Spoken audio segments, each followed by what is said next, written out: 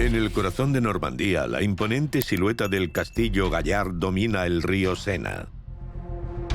En la Edad Media, esta fortaleza mítica fue escenario de un enfrentamiento entre dos reinos enemigos, Francia e Inglaterra. El castillo Gallard es el castillo más espléndido de Europa Occidental, sin duda alguna. No hay otro castillo que lo iguale en toda la zona. El castillo Gallard era más que una fortaleza. Era la enseña del poder de Ricardo Corazón de León, el poderoso rey de Inglaterra. Gallard significa fuerte. Esa palabra es contundente, significa fuerte o duro. El castillo Gallard parece decir intenta atacarme. En un tiempo récord, los hombres de Ricardo Corazón de León construirían un gigantesco recinto militar de una arquitectura revolucionaria y con increíbles mecanismos defensivos.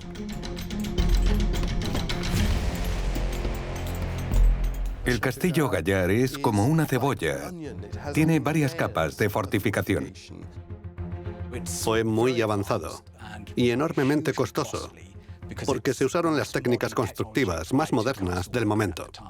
Allí estaba, el castillo más perfecto jamás construido. ¿Cómo se podría tomar? Si Felipe II el Augusto, rey de Francia, quería conquistar Normandía, tenía que enfrentarse a este monstruo de piedra. Y él y sus hombres asumieron el reto. Ricardo Corazón de León sostenía que la fortaleza era inexpugnable, pero Felipe Augusto dijo que la tomaría aunque estuviera hecha de acero, a lo que Ricardo respondió que podía defenderla aunque fuese de mantequilla. Eso representa el espíritu de este increíble castillo. Durante 7 largos meses, el castillo Gallard vivió uno de los asedios más largos y trágicos de la Edad Media. En el castillo Gallard se vivieron escenas brutales. La población moría de hambre entre las dos formaciones enemigas. No tenían comida. Quizás recogerían las hierbas que crecían entre las rocas. No había nada. Morirían de hambre rápidamente o de frío. ¿Cómo se construyó este increíble castillo? ¿Cómo se desarrolló uno de los asedios más largos de la Edad Media? ¿Y quién ganó la batalla del castillo Gallard? ¿Los franceses o los ingleses? Esta es la historia de una guerra despiadada, la historia de una fortaleza considerada inexpugnable. En el corazón de Normandía, 100 kilómetros al oeste de París, las ruinas del castillo Gallard se alzan majestuosamente a más de 90 metros sobre el serpenteante río Sena.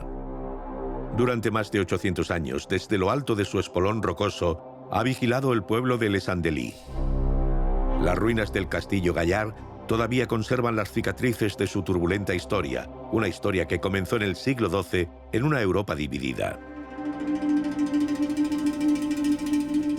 En aquel tiempo, Francia era el escenario de una lucha territorial despiadada. Había dos bandos opuestos, el francés y el inglés. Ricardo I, o Ricardo Corazón de León, regía Inglaterra desde 1189. Como duque de Normandía y de otros ducados importantes de Francia, controlaba una gran parte del país. Era un personaje impresionante. Era guapo, encantador, inteligente y un soldado excelente. Fue un gran estratega y un gran jefe en el combate. Cuando pedía a sus soldados que asumieran unos riesgos que podían llevarlos a resultar heridos o muertos, él también asumía esos riesgos. Se hizo un nombre y para sus contemporáneos fue el paradigma de buen rey. Como cabeza del ducado más poderoso de Francia, Ricardo Corazón de León representaba una amenaza permanente para los territorios del hombre del que era vasallo y enemigo declarado, Felipe II el Augusto. Felipe Augusto llevaba en el trono de Francia más de 10 años. Fue el rey que levantó el imperio francés, a semejanza del emperador romano Augusto. No tenía el carisma de Ricardo, pero era un general sobresaliente, uno de los líderes militares más exitosos de la Edad Media. Cuando llegó al poder, Felipe el Augusto gobernaba solo un modesto principado formado por París y sus alrededores, y una zona que alcanzaba hasta Bourges. Pero aunque el rey de los franceses temía la fuerza de Ricardo Corazón de León, estaba decidido a no ceder ni un centímetro de su territorio al enemigo. Era un David francés enfrentado al Goliat inglés. Ricardo provocó deliberadamente a Felipe II, retándolo a duelo, de hombre a hombre, sabiendo que el francés diría que no, porque no podía igualar la habilidad de Ricardo con las armas. Fue su forma de humillar a Felipe II, así que eran enemigos. Felipe II el Augusto deseaba aplastar a su enemigo y soñaba con un reino francés que llegara hasta la costa de Normandía. El enfrentamiento era inevitable y Ricardo estaba listo para batallar. La guerra comenzó, pero enseguida los dos fueron obligados a cesar sus hostilidades por una autoridad superior, el Papa. En 1190 el Papa Clemente III exigió que Ricardo Corazón de León y Felipe II pactaran una tregua y partieran juntos en una nueva cruzada a Tierra Santa. Por el bien del cristianismo, dejaron a un lado sus diferencias temporalmente para unir fuerzas e intentar recuperar Jerusalén. Pero su colaboración duró poco tiempo. Mientras Ricardo Corazón de León seguía combatiendo, su rival Felipe Augusto se apresuró a regresar a Francia alegando una misteriosa enfermedad. En un espectacular gesto de traición aprovechó la ausencia de su rival para lanzar una ofensiva sobre Normandía.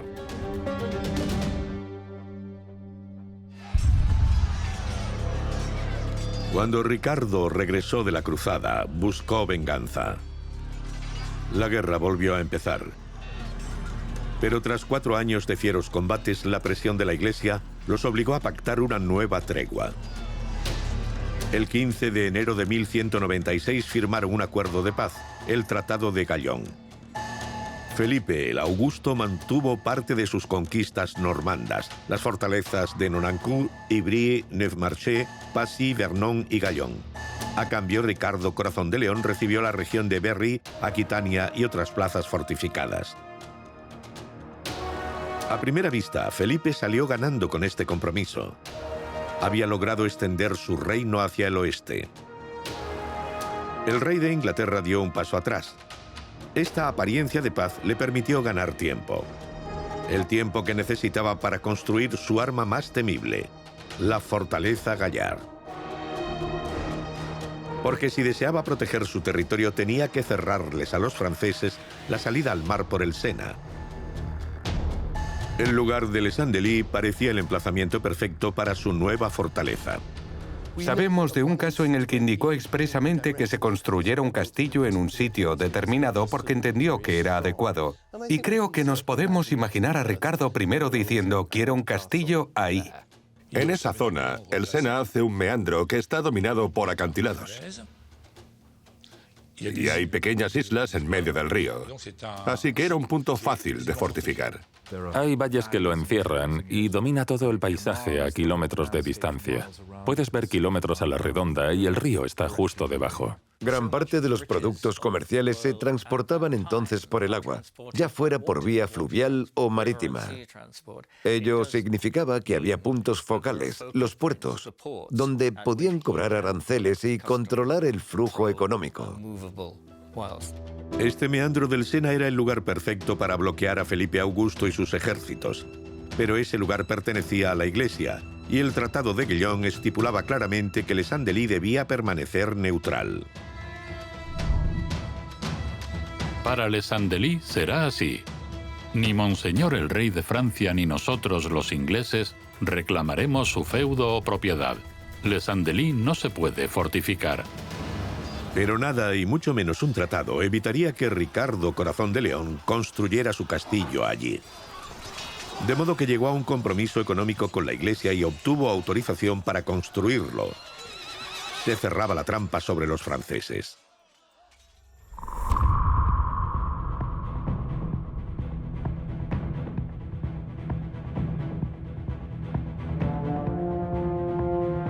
En el castillo Gallard, el rey inglés pudo construir un sistema defensivo de una magnitud nunca vista que se extendía mucho más allá de los límites del futuro castillo. Cerca de Clery, Tony y en La Île-aux-Baux había puestos avanzados para vigilar al enemigo, frenarlo y, sobre todo, alertar a la guarnición del castillo Gallard.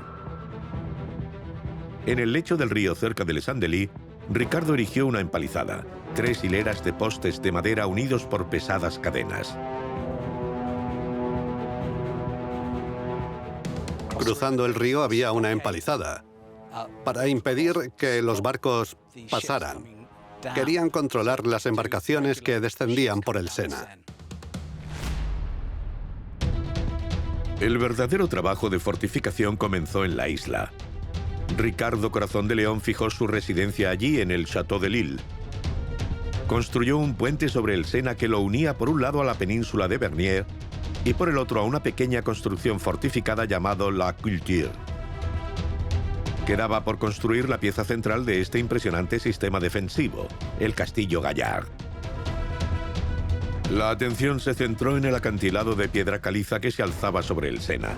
Parecía el lugar ideal para construir la fortaleza más formidable de su época.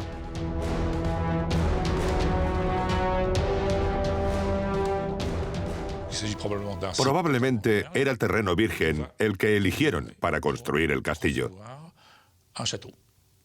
Primero lo nivelaron y luego cavaron zanjas alrededor. También acometieron trabajos para hacer el acantilado aún más escarpado, eliminando cualquier afloramiento rocoso. Construyeron un castillo de proporciones asombrosas. Ricardo Corazón de León imaginó una fortaleza poderosa de enormes dimensiones. La construcción de estas edificaciones es muy costosa. Esa magna obra militar se tragó gran parte de la riqueza del Reino de Inglaterra. Ricardo Corazón de León necesitaba el apoyo de su pueblo para financiar su gigantesca empresa, así que aumentó los aranceles y los impuestos. Necesitaba una gran fuerza de trabajo, tanto trabajadores cualificados como peones. Los peones podía conseguirlos en cualquier sitio, pero la mano de obra cualificada tuvo que traerla de otros lugares. Se estima que costó unas 12.000 libras, mientras que durante todo el reinado de Ricardo, en todos sus castillos, gastó un total de 7.000 libras. Todo eso frente a 12.000 libras en un castillo. Era una prueba de su poder, porque no hubiera sido posible sin tener dinero y la autoridad para obligar a la gente a trabajar. Construir un recinto como aquel no fue fácil, sobre todo porque Ricardo estaba decidido a que se construyera a la velocidad del rayo. Así que miles de artesanos, voluntarios o forzados a trabajar, llegaron de todo el reino. Un ejército de ingenieros, canteros, carpinteros, peones, aguadores, muchos artesanos y trabajadores. Se necesitó una pequeña ciudad de obreros para construirlo en el corto espacio de 2 años. Tuvo que ser una fuerza concentrada. Creo que participaron en la construcción unas 6.000 personas. Claro, se necesitaba mucha gente para terminar el trabajo tan rápido. Construyeron tan rápido el castillo que no dejaron tiempo para que el mortero se secara. Así que, al levantar la mampostería, los muros cedieron un poco, y eso le dio sus característicos resaltes. En realidad no se cayó nada, pero es una muestra de lo rápido que lo edificaron. Se tardaban décadas en construir un castillo como ese. Hablamos de 20 o 30 años. Creo que él presionó mucho a sus trabajadores. En el castillo Gallard estaban logrando lo imposible. Día y noche, por turnos, los obreros extraían la piedra caliza y hacían sillares. En solo unos meses transformaron 5.000 toneladas de piedra. La gente trabajaba hasta la extenuación, parece. Un relato muy significativo de un cronista inglés cuenta que trabajaban tanto que un día cayó una lluvia de sangre sobre ellos y les pareció algo diabólico. No era natural que se trabajara tan duro. Aquello era un auténtico hormiguero. Había miles de trabajadores construyendo el castillo Gallard, levantando más y más obstáculos y murallas para hacer inexpugnable la fortaleza. Para abastecer de agua a la guarnición, cada zona de la fortaleza tenía su propio pozo. El agua era esencial en caso de asedio, así que cada pozo tenía que tener al menos 120 metros de profundidad para llegar al nivel freático. Había varias grúas de rueda de tracción humana. Con sus fuertes piernas, los obreros podían levantar cargas de hasta 1 tonelada. Un ingenioso sistema de andamios cubría las murallas y por sus rampas, los trabajadores subían los sillares empujándolos. En el centro de la fortaleza, un recinto de 7,5 metros de diámetro y 18 metros de altura era la pieza central de la estructura y la última defensa contra los invasores. Con 200 metros de largo, 80 de ancho y a más de 90 metros sobre el Sena, era una obra de proporciones faraónicas. Mientras los trabajadores y artesanos redoblan sus esfuerzos para culminar la construcción del castillo Gallard, Ricardo Corazón de León y Felipe Augusto continúan invadiendo y saqueando el territorio del otro. En el transcurso de este conflicto interminable, Felipe acudió varias veces a pasar revista a sus tropas al castillo de Gallón, a unos 10 kilómetros de Les Andelys. Desde allí observó cómo se levantaba sobre el paisaje la fortaleza de su enemigo. Era toda una provocación. Desde el castillo de Gallón, Felipe Augusto vio cómo comenzaban a fortificar la zona de Les Andelys. Todo estaba sucediendo a pocos kilómetros de Felipe. Era un gran reto, porque parecía decir, voy a por ti. Aún más importante que su función militar o doméstica, era su función simbólica. Se alza sobre el río en un magnífico afloramiento rocoso, proclamando a todos que es una posesión de Ricardo I, y él es lo bastante grande para construirlo. Creo que era un elemento emblemático más que otra cosa. Esta imponente creación podía poner en peligro los planes de conquista del rey francés, sobre todo porque se rumoreaba que era inexpugnable. No solo era una fortaleza impresionante, era desafiante. Incluso su nombre hacía temblar al enemigo. Ricardo, el constructor, lo llamaba el Castillo de la Roca. Pero en las crónicas de la época leemos que se menciona como el Castillo Gallard. Esa palabra es muy potente, significa fuerte o bizarro, pero también valiente. Gallardo puede significar galante, pero en latín significa orgulloso, en el sentido de insolente. Así definirías a un animal que te gruñe cuando te aproximas, al que se le eriza el pelo en señal de que no debes acercarte más. Da la impresión de que el castillo Gallard decía, ven a por mí, atrévete. Era una advertencia para Felipe. Tenía que enfrentarse a un monstruo de piedra equipado con las últimas innovaciones arquitectónicas. El castillo Gallard fue concebido como un medio de defensa militar capaz de contrarrestar cualquier asalto y resistir a cualquier invasor durante meses. El castillo estaba dividido en 3 partes. La sección delantera triangular tenía 5 torres y estaba rodeada por un impresionante foso de casi 12 metros de profundidad. Este extremo del castillo se alza ante la meseta vecina, dominándola por completo. El cuerpo central estaba custodiado por una puerta y un puente levadizo. Aquí estaban los establos y los almacenes. En el recinto interior se situaba la torre del homenaje. Era el último refugio en caso de ataque y la residencia del gobernador del castillo. Las 3 partes de la fortaleza estaban una dentro de la otra, como una muñeca rusa. El castillo Gallard es como una cebolla. Tiene varias capas de fortificación. Y todo se cierra sobre la torre. Cada zona está fortificada de forma independiente, pero también están integradas y cada una puede defender a la de delante. Era algo muy avanzado y muy costoso para la época, porque eran las técnicas constructivas más modernas del momento. El lugar elegido por Ricardo Corazón de León presentaba una ventaja considerable. La meseta de detrás era el único acceso posible. El enemigo no podía llegar por ninguna otra parte. Estaba orientado hacia esa meseta. Y la prueba es que justo al frente de la sección delantera situó una torre que sorprendía a la gente de la época con su altura y robustez. Era enorme. Todavía podemos hacernos una idea, pero en aquel momento era aún más grande y daba a la meseta. Las impresionantes dimensiones de la torre reforzaban considerablemente esa parte del castillo. Y dentro de las murallas había muchas innovaciones.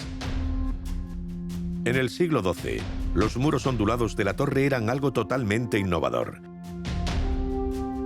Así era más difícil que la dañaran los proyectiles enemigos. Y desde las aspilleras voladas sobre la muralla, los arqueros podían disparar sin puntos ciegos. Esta torre tenía contrafuertes en forma de pirámides invertidas, llamados matacanes. Antes de eso, los castillos, para defenderlos, tenían galerías de madera en la parte superior de los muros donde ocultarse y disparar flechas o proyectiles. En Tierra Santa comenzaron a construirlos en piedra, por lo que formaban parte integral de la estructura. Y en Gayar vemos los primeros matacanes que se hicieron en Europa occidental. En ese momento, el diseño de los castillos evolucionaba muy rápido, porque la artillería con la que atacaban los castillos también avanzaba muy rápido. A medida que mejoraban las armas, lo hizo el diseño de los castillos. Tuvieron que usar las técnicas más innovadoras para construir estas murallas onduladas y los matacanes de piedra.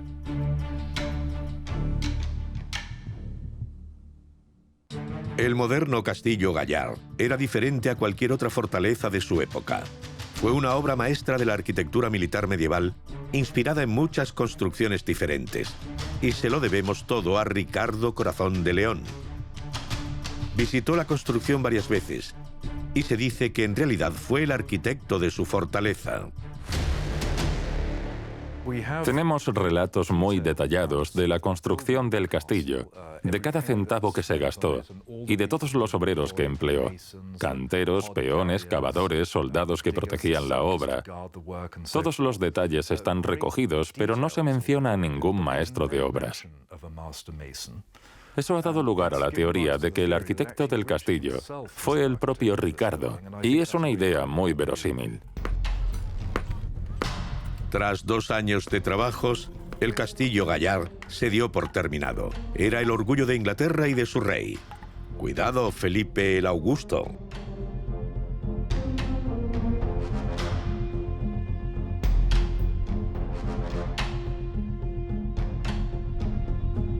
Ricardo Corazón de León sostenía que la fortaleza era inexpugnable, pero Felipe Augusto dijo que la tomaría aunque estuviera hecha de acero, a lo que Ricardo respondió que podía defenderla aunque fuese de mantequilla.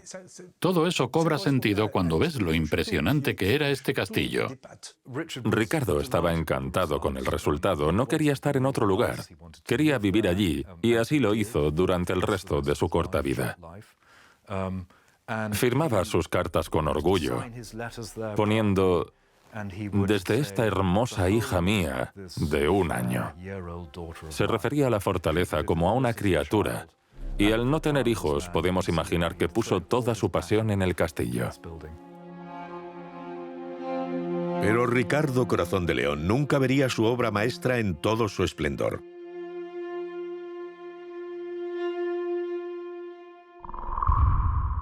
Ricardo era adicto a la lucha. Había bajado a Limousin para tratar con unos tercos nobles que eran sus vasallos, y llegó al castillo de Chalus-Chabrol, que era solo una pequeña torre, un castillo ridículo para su nivel. Y la flecha de una ballesta le dio en el hombro. La herida se gangrenó y murió. Fue una gran noticia para los franceses. Un cronista francés escribió: Dios ha visitado hoy nuestro reino, porque Ricardo ha muerto. Hubo una alegría general. La muerte de Ricardo Corazón de León fue un desastre para el castillo Gayar. Pero Felipe se había librado de un gran obstáculo. El 27 de mayo de 1199, el rey Juan, conocido como Juan sin tierra, fue coronado rey de Inglaterra. Al ser el más joven de los hermanos, Juan no esperaba llegar al trono. A diferencia de sus hermanos, no heredó tierras al nacer. De ahí el nombre de Juan sin tierra. Juan fue una figura despreciable. Era muy impopular, muy negligente. Juan no tenía la capacidad ni la tenacidad de un general medieval. Se comportó muy mal, sin ningún sentido de la caballerosidad o los principios que tenía su hermano. El nuevo rey de Inglaterra tomó posesión de la fortaleza de Les Andelys. Al contrario que su difunto hermano, para el que el castillo Gallard era una fortaleza militar, Juan sin tierra lo vio como posible residencia real. Creyente fervoroso y practicante, hizo construir una imponente capilla en el recinto interior. Era normal que un castillo de esas dimensiones tuviera una capilla, pero parecía un elemento externo, introducido en el castillo para servir de capilla. Puede parecer solo un adorno, pero este lugar de culto tendría un papel determinante en el destino de la fortaleza.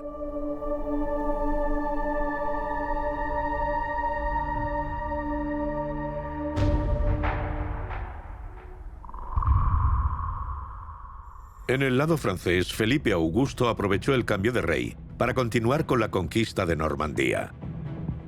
Reunió a sus mejores caballeros y a miles de soldados. Se dispuso a atacar el castillo Gallard.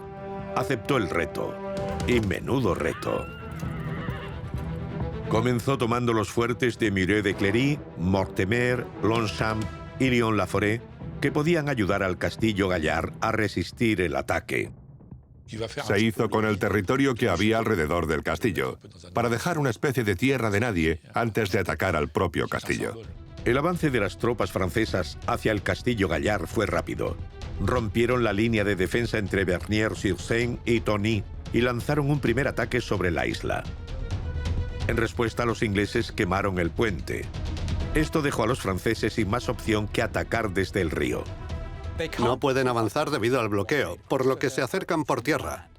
Pero en el río se vivieron escenas muy dramáticas y heroicas. Fue de película. Mandaron a nadadores con hachas para destruir la barrera.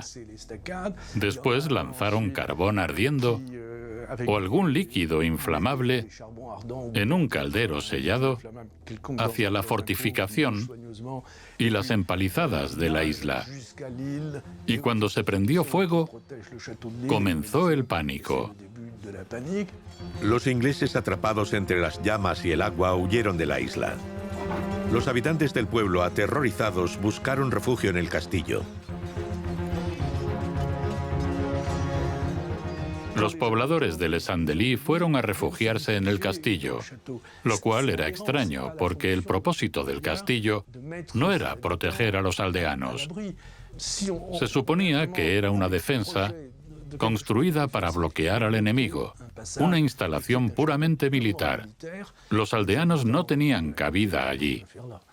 Cuanta más gente hubiera dentro, más rápido se agotarían los víveres y las provisiones. En unos pocos días, Felipe el Augusto y sus hombres habían derribado las primeras defensas establecidas por Ricardo Corazón de León. Los franceses controlaban ahora el Sena, la isla y el pueblo. Las fuerzas invasoras ponen a su gente en las ciudades para colonizarlas. Así que los normandos fueron expulsados y los franceses ocuparon sus hogares. Eran botín de guerra. En cuestión de meses y con muy poca dificultad, las tropas francesas habían tomado toda la zona de Les Andelys.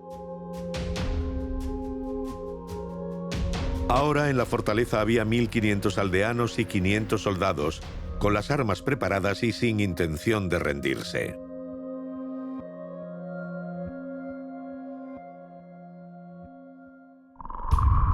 Felipe monta campamentos para su ejército en torno a la fortaleza. Sus líneas de ataque y defensa eran como una pequeña ciudad. Además de los 3.000 soldados franceses, se establecen alrededor del castillo carpinteros, herreros, cocineros y miembros del personal administrativo, todos bajo el mando del ejército del rey. Caballeros, escuderos, pajes, infantería y, por supuesto, estrategas militares comparten un mismo objetivo: desgastar a los defensores del castillo Gallard. El asedio ha comenzado. ¿Sería la fortaleza de Ricardo Corazón de León tan inexpugnable como se decía? Había dos formas de tomar un castillo. La primera, por asalto. Pero cuando un castillo estaba tan bien diseñado y construido y era tan fuerte como el castillo Gallard, esa era una opción reservada como último recurso. La forma más fácil de tomar un castillo es mediante el hambre o desmoralizando a la guarnición. Para debilitar a la guarnición y a la población refugiada en su interior, el rey francés decidió establecer un bloqueo estricto. Rodeó el castillo para impedir que alguien entrara o saliera. Querían evitar que entrara cualquier alimento o que alguien saliera con algún mensaje. Así sus ocupantes quedarían completamente aislados. Los asedios de esta magnitud son muy raros y muy diferentes al tipo de asedios que se conocen. Alrededor de la fortaleza, Felipe establece dos líneas de defensa formadas por empalizadas, zanjas y torres de madera. Una de estas líneas es una especie de barricada de cara al castillo que evita que salga alguien. En el exterior, otra barricada o circunvalación bloquea cualquier refuerzo que pueda llegar desde la meseta. Estas dos líneas inexpugnables cortan toda comunicación con el exterior. Tan pronto como se instalan, soldados y artesanos comienzan a construir máquinas de asedio, como los famosos campanarios, torres de madera móviles. Su idea era construir torres más altas que las murallas, con la idea de poder dispararles a los defensores. Un campanario era una verdadera fortaleza rodante. En lo alto había una plataforma de tiro con 10 arqueros. En las zonas bajas se situaban los soldados que defendían el campanario de los atacantes. Pieles de animales dispuestas sobre sus costados protegían la estructura de las flechas en llamas. Tanto para los sitiados como para el ejército atacante, los arqueros eran un elemento esencial. Podían disparar hasta 10 flechas por minuto. Pero para tomar una fortaleza se necesitaba algo más que flechas. Sobre la meseta emplazaron otra arma, el mangonel. Hay toda una serie de máquinas balísticas que tenían un poste de dos longitudes desiguales. Un extremo tenía una eslinga que lanzaba el proyectil y el otro, más corto, soportaba el mecanismo de lanzamiento. Este asedio buscaba agotar a la guarnición del castillo física y psicológicamente. La mayoría de las fuerzas atacantes permanecen a la espera detrás de sus líneas, pero se envían pequeños grupos de soldados regularmente para hostigar al enemigo. En sus fortificaciones, los ingleses tienen un arma que los puede rechazar, la bricola. Manejada por los hombres más fuertes, podía disparar piedras muy pesadas a más de 50 metros. Un arma de eficacia indudable contra los valientes que entraban dentro de su radio de acción.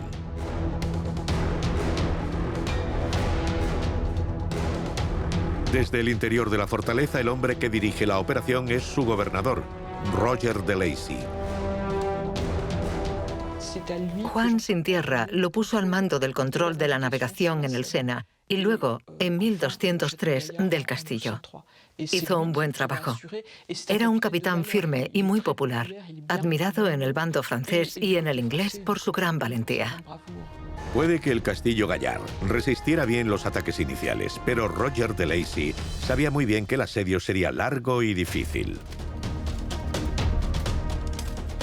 Durante todo el asedio, sus arqueros estuvieron trabajando día y noche. En lugar de apuntar a las tropas enemigas en formación cerrada, apuntaban a zonas del campamento enemigo con la intención de prenderle fuego. Pero a pesar de su eficiente defensa, tras unas cuantas semanas de asedio, el gobernador comienza a preocuparse. En teoría, debían poder resistir el asedio durante al menos un año. Tenían muchas provisiones, pero el primer error que cometió Roger, y estoy seguro de que lo lamentó pronto, fue dejar entrar a los aldeanos de Les Andelys. Eran unas 2000 personas, hombres, mujeres, niños, ancianos. La mayoría no servían para defender el castillo, pero allí estaban. Bocas hambrientas que devoraban las provisiones que él había guardado tan cuidadosamente. La situación se complica. Así que Roger de Lacy comienza a racionar la comida. También pide ayuda a su rey, Juan sin Tierra. El rey Juan le envió un mensaje al gobernador Roger de Lacy que se ha conservado. Simplemente dice: gracias por tus servicios, por favor, aguanta el mayor tiempo posible. Roger de Lacy comprende que ningún ejército acudirá en su ayuda. Tiene que afrontar la situación solo. Entonces toma una terrible decisión: expulsar a algunos de los aldeanos, para, en efecto, sacrificarlos. Era la única forma de resistir el asedio más tiempo. Salió un primer grupo y los hombres de Felipe los dejaron pasar. Después un segundo grupo y también los dejaron pasar. Mientras tanto, se le comunicó la noticia a Felipe II que había ido a supervisar algún otro asunto y se enfureció. Dijo: es un disparate, hay que mantenerlos dentro. Están acortando el asedio al consumir las provisiones. No dejéis salir a nadie, sea quien sea, hombres, mujeres, ancianos, no importa. Unas semanas más tarde, un nuevo grupo de mujeres, niños y ancianos es expulsado del castillo. Pero esta vez son atacados sin miramientos por los franceses. Los franceses les dispararon flechas, jabalinas y lanzas y los obligaron a regresar al castillo. Pero en el castillo habían cerrado las puertas y tuvieron que pasar los 3 meses de invierno en la ladera rocosa del castillo, expuestos a los elementos, al frío y sin comida.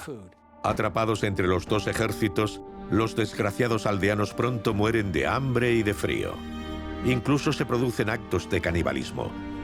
Este episodio del asedio del castillo Gallard es uno de los más trágicos de la Edad Media. Había demasiadas bocas que alimentar. Guillaume Le Breton escribió que estaban tan hambrientos que una mujer dio a luz y los hombres se comieron al bebé de inmediato, o que un pollo se escapó del castillo y se lo comieron entero, las plumas, las tripas, todo. Habían sido abandonados. Pensaban que Roger de Lacy, el gobernador, los iba a proteger, o su rey. Y no fue así. Los habían expulsado. Pero esto no era raro en la guerra, porque el monstruo de la guerra anula las demás prioridades. Abajo en las zanjas, los hambrientos tardan semanas en morir. Cuando terminó el invierno, Felipe Augusto volvió al campo de batalla. Solo él apreciaría la situación. Cabalgó hacia las zanjas y vio lo que estaba pasando. Ellos lo vieron y le suplicaron que tuviera piedad. Él respondió y los acogió y los alimentó. Parece ser que muchos murieron por la primera comida. Fue como en los campos de concentración. Habían pasado tanta hambre que la comida los mataba.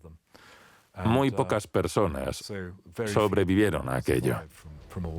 El asedio del castillo Gallard fue uno de los más largos de la Edad Media. Duró 7 meses. En marzo de 1204, los ingleses seguían protegiendo ferozmente su fortaleza. La paciencia de Felipe Augusto se había agotado y atacó. La compleja estructura defensiva del castillo tenía que demostrar su valía.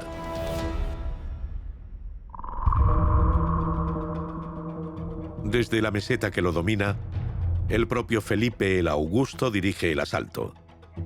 Tras 7 meses de asedio, estima que ha llegado el momento del ataque. Los ingleses están débiles, no pueden ofrecer mucha resistencia. Rodeado por sus mejores caballeros, Felipe lanza un ataque sobre la fortaleza supuestamente inexpugnable. El rey de Francia estaba ansioso por acabar de una vez. Como era de esperar, lanzó su ataque desde la famosa meseta que habían intentado controlar los normandos desde el principio, en vano. Ahí estableció su base para atacar el castillo.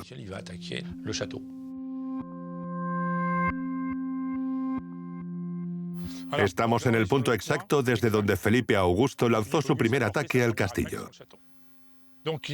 Comenzó en la zona elevada, al borde de la meseta, donde había instalado sus catapultas, que lanzaban proyectiles sobre el castillo. Y desde lo alto de la meseta, sus hombres habían cavado una trinchera muy profunda, que los protegía de los proyectiles de los defensores y que corría justo al lado de la zanja. Habían tratado de llenar la zanja con tierra, con palos, con cualquier cosa que la nivelara un poco, para no perder el tiempo teniendo que subir al pie de la torre de la parte delantera. Pero tienen que entrar. Y los franceses han preparado el terreno para ello. Han rellenado la zanja circundante y han construido parapetos de madera que los protegen de las flechas mientras avanzan. Después llega el momento de los zapadores. Su misión es crear brechas en la muralla. Comienzan por localizar al pie de las torres sillares que pueden quitar para cavar un túnel que apuntalan con vigas de madera. Luego lo rellenan con una mezcla de heno, paja y aceite. Le prendieron fuego y salieron tan rápido como pudieron. Cuando socavas un muro como ese, si lo haces bien, en el momento en que las vigas ya no soportan el muro, se derrumba. Y es ahí, cuando atacas. Una vez dentro de la fortaleza delantera se desata el caos. Se produce un feroz combate cuerpo a cuerpo entre los dos bandos. Los franceses tienen ventaja. La mayoría de las tropas inglesas están escondidas en el patio. Debía ser un momento muy desmoralizador para la guarnición. Se dieron cuenta de que tenían que retirarse al recinto interior. Parece ser que incendiaron todos los edificios, había muchas dependencias de madera, establos. Le prendieron fuego a todo y se retiraron. Y cuando el humo se disipó, pudieron ver la bandera enemiga ondeando sobre la torre vecina.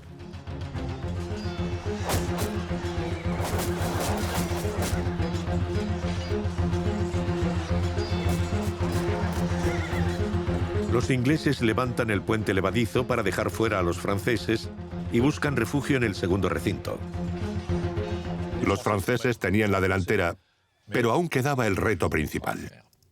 Habían tomado el recinto exterior, pero los franceses se enfrentan a un obstáculo aún más abrumador. Porque al otro lado de ese gran foso estaban esas fuertes murallas con las torres onduladas del segundo recinto. El gran enigma era cómo iban a superar ese obstáculo. El ataque ahora era mucho más difícil. Ya no tenían la ventaja de la meseta. Ahora se enfrentaban a fortificaciones un poco más robustas y que de una forma u otra tenían que tomar. La construcción estilo muñeca rusa había demostrado su valía. Las tropas de Felipe quedaron atrapadas frente a este segundo recinto, defendido por una zanja profunda y amplia. Tenían que idear una nueva estrategia si querían llegar rápidamente al corazón de la fortaleza, al punto que Ricardo Corazón de León pensó que era invulnerable. Pero descubrieron que el castillo de Ricardo tenía un punto débil en la muralla del recinto interior. Ese punto débil era la capilla que Juan Sin Tierra había agregado, que no formaba parte de la fortaleza que Ricardo Corazón de León diseñó. Para la entrada de luz en la capilla, Juan había mandado hacer 2 filas de ventanas en la muralla. Un grave error. Y una bendición para los franceses. La crónica de Guillaume Le Breton es muy clara a este respecto. Los soldados franceses llegaron al pie de la muralla y, apoyados en los hombros de otros, llegaron a las pequeñas ventanas de la capilla. Cuando el primero puso pie, tiró de los que le seguían. Buscaron la salida de esa estancia y encontraron la puerta cerrada, así que trataron de echarla abajo. Pero crearon un terrible alboroto que alertó a la guarnición normanda, que pensó: bueno, los franceses han conseguido entrar, e hicieron exactamente lo mismo que en el recinto exterior: prenderles fuego a todos los edificios de madera. Cuando se apagaron las llamas, los franceses se abrieron paso hasta el puente levadizo y cortaron las cuerdas para que el ejército francés pudiera entrar al patio. Los ingleses se refugian en la torre. Los franceses se hacen con el patio. Felipe II tenía el control de 2/3 del castillo Gallard.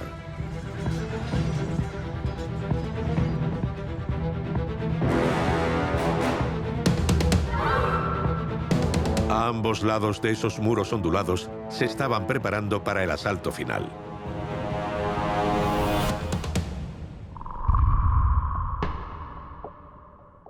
Roger de Lacy y 100 de sus hombres habían caído en su propia trampa.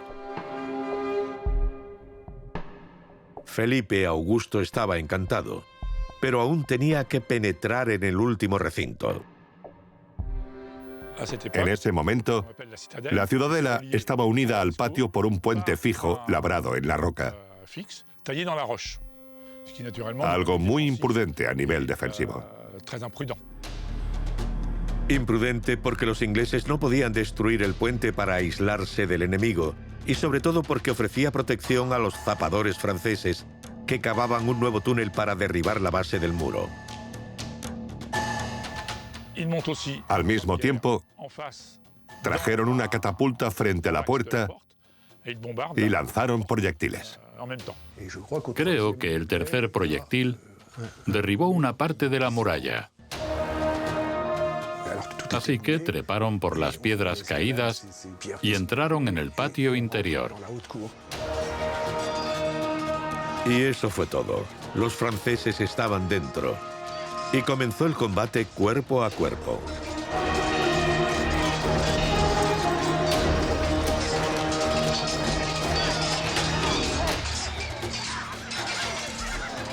Roger de Lacy intentó reagrupar a sus hombres, pero estaban completamente rodeados y quizá también dispersos. 36 caballeros, 117 sargentos y el propio Roger de Lacy se rindieron ante Felipe Augusto. Los franceses habían ganado.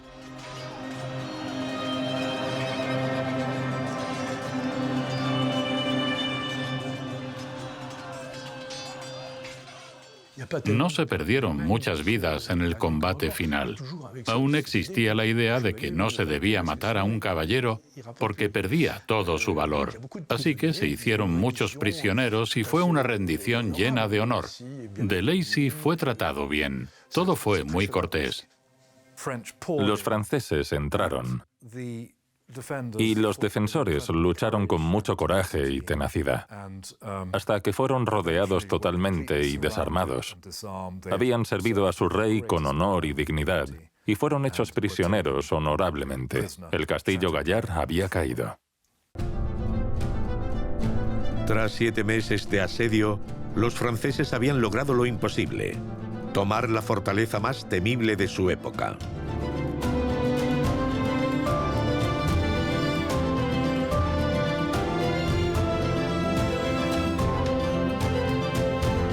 Con la caída del castillo Gallard, Felipe II el Augusto tenía vía libre para hacerse con Normandía.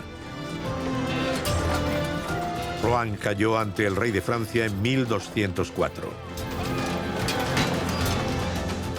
La caída del castillo Gallard ayudó a fortalecer enormemente la nueva posición de Felipe, mucho más que nunca. Durante el reinado de Felipe II el Augusto, el dominio francés se expandió considerablemente. A su muerte en 1224, Francia llegaba hasta la costa de Normandía. Las tierras de su rival inglés se redujeron en gran medida. A lo largo del siguiente siglo, el castillo Gallard volvería a ser escenario de otros conflictos importantes. Hoy solo quedan restos de aquella poderosa fortaleza. Algunas paredes, el recinto ondulado y una fortificación que aún domina uno de los meandros más bellos del Sena. El Castillo Gallard es el ejemplo supremo de la obra de Ricardo Corazón de León. Es muy evocador. Aún tiene un poderío y una grandeza que impresiona. Y uno puede imaginar, hay que ir allí para ver cómo domina el paisaje. Si queremos comprender su influencia en el mundo, hay que visitar el Castillo Gallard. Durante más de 800 años, dos fantasmas han habitado el Castillo Gallard: su constructor Ricardo Corazón de León y su conquistador Felipe el Augusto. El castillo es un símbolo doble de la riqueza y el poder del Reino de Inglaterra y de la emancipación del Reino de Francia. Desde el siglo XIX, el emplazamiento del Castillo Gallard está catalogado como monumento histórico. Allí, en el corazón de Normandía, siguen maravillando y recordando a todos sus visitantes los grandes momentos de la historia que compartimos.